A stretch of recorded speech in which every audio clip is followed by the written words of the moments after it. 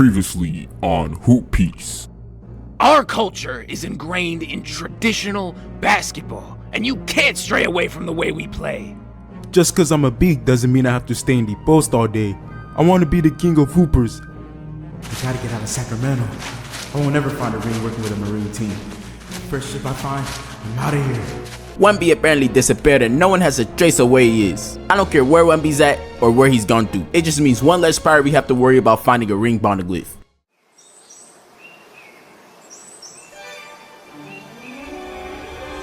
BronBeard's backstory, origins of the strongest hooper. You know, Tim, my time keeping the sea safe is running out. My back problems is making it harder and harder to keep up with the new pirates, now that Jordan revealed that the hoop piece exists. And every year, stronger pirates are starting to take up the seas. Me, Hakeem, and Malone tried our best to end the age of piracy, but ultimately wasn't strong enough to fully stop Jordan's reign over the seas. And I'm afraid a similar problem is soon going to approach you. As the Admiral, I think it's time for me to relinquish my title and pass the torch to you to carry the franchise and protect the world from this potential issue.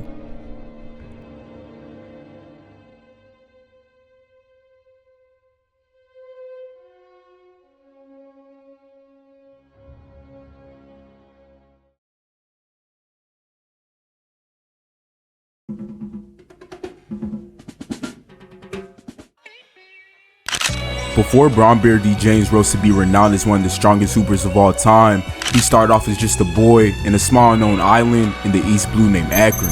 Lebron's village was a small market village abandoned by the government due to not being able to produce enough money to pay for marine protection, meaning he was born in one of the most toughest environments. With his village suffering from poverty and hunger, BronBeard, who at the time just went by Lebron, made it his mission to try to provide a better life for his home island. And with being abandoned by the government, the only way he was able to potentially provide for his people was to take on the seas and become a pirate. Now, despite LeBron being from a poor island, his strength, potential, and knowledge of the seas were unmatched by any pirate anyone has ever seen. And through his adolescence, Bron was able to garner up a small crew and raise terror in neighboring islands and build up a name for himself. With conquering almost every small island around him, his name naturally started to spread like wildfire around the world. And with many people hearing about a young LeBron's exploits, many started to deem him as the chosen one, or better yet, the next potential king of pirates. Now, a very known pirate group named the Cavaliers reigned over many territories that Bron had wreaked havoc on. But instead of attacking him, they saw potential in the young LeBron James and asked him to come aboard their ship.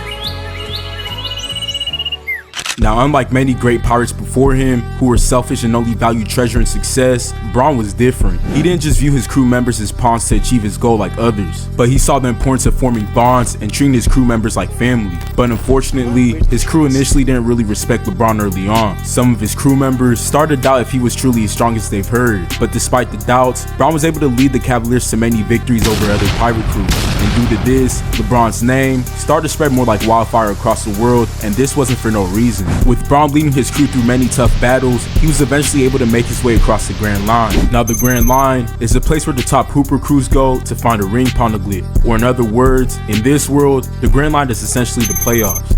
With no one able to contain his immense power, he was able to make his way to the island that held the first ring poneglyph, where he unfortunately met a young powerful Admiral in Tim D. Duncan and his Marine squad, the Spurs. And in this battle, Bron was utterly defeated by Tim D. Duncan and his crew in the worst way. Duncan and his Marine squad was able to sink a total of 4 ships from the Cavs fleet while remaining unharmed. With being beaten, LeBron came to a realization.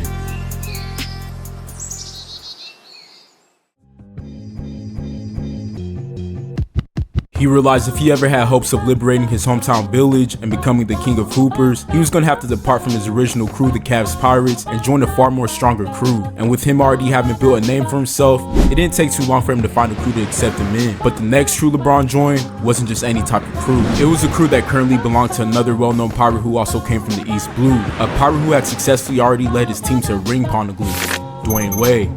and joining them came another pirate who was also making his name known across the seas with his crew, the Raptors Pirates, and Chris Bosh. This newly formed crew instantly was revered by every pirate crew around the world, and without wasting a lick of time, they started showing how dominant they really were by wreaking havoc across the seas instantly.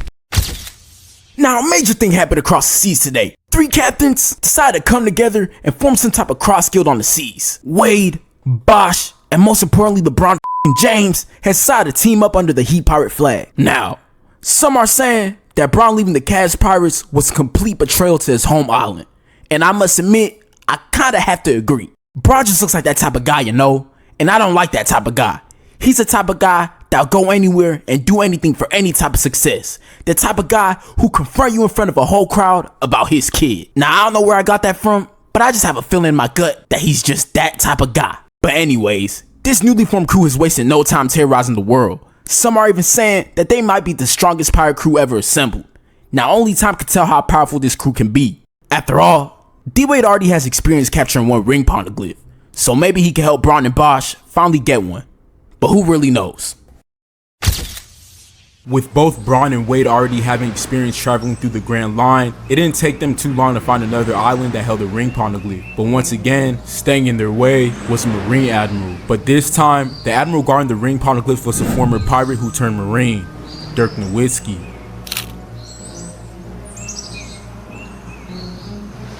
We meet once again, Wade. It's a different day, but it's gonna be the same result, Dirk. You don't have a single person on your crew to stop me and Lebron. Oh, I have someone for him, alright.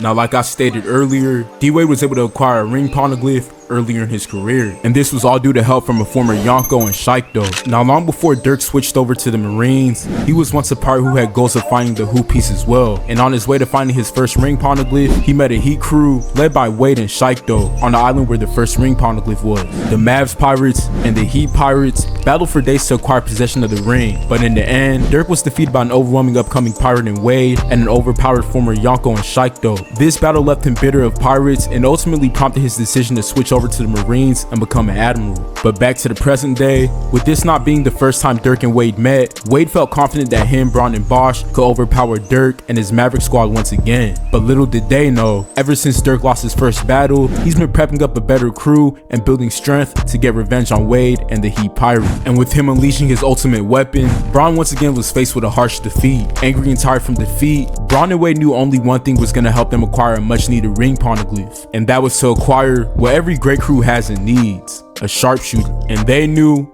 exactly where to find one.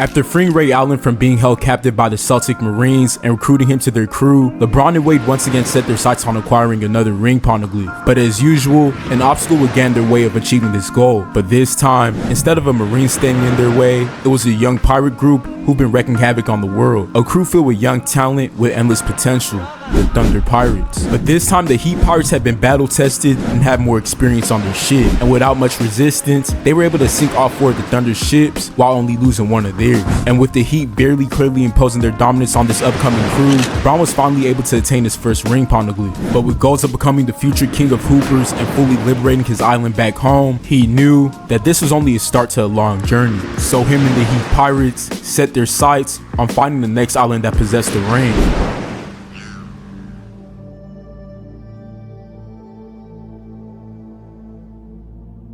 LeBron and Wade are finally active again, huh? I know exactly where they're headed. With traveling the seas for some time, they were finally able to find an island and get their hands on another ring poneglyph. But before they were able to leave the island, LeBron was greeted with a very familiar face, the Marine soldier that ultimately made him leave his first crew. But this time was different than the last time Tim D. Duncan and Bron met. This time Bron had help.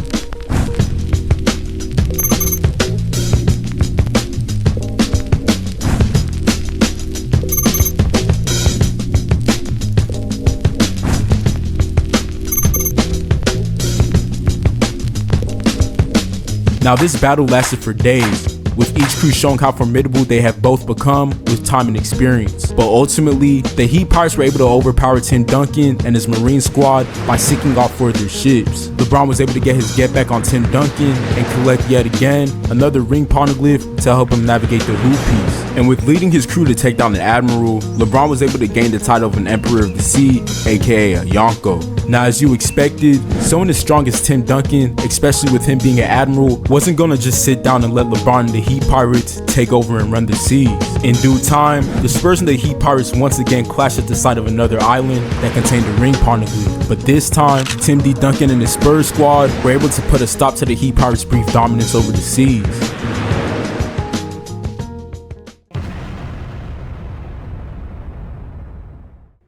No, let me get this straight. You mean to tell me that you watched the whole video and you still haven't followed any of the social media yet? You're missing out on polls, previews, and cool anime and NBA posts. So do me a favor right now and pause the video and follow Matchupsmedia on TikTok and Instagram.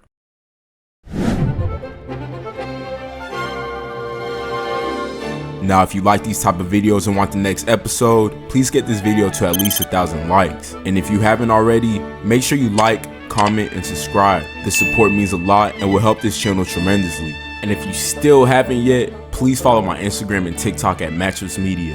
Thank y'all for watching.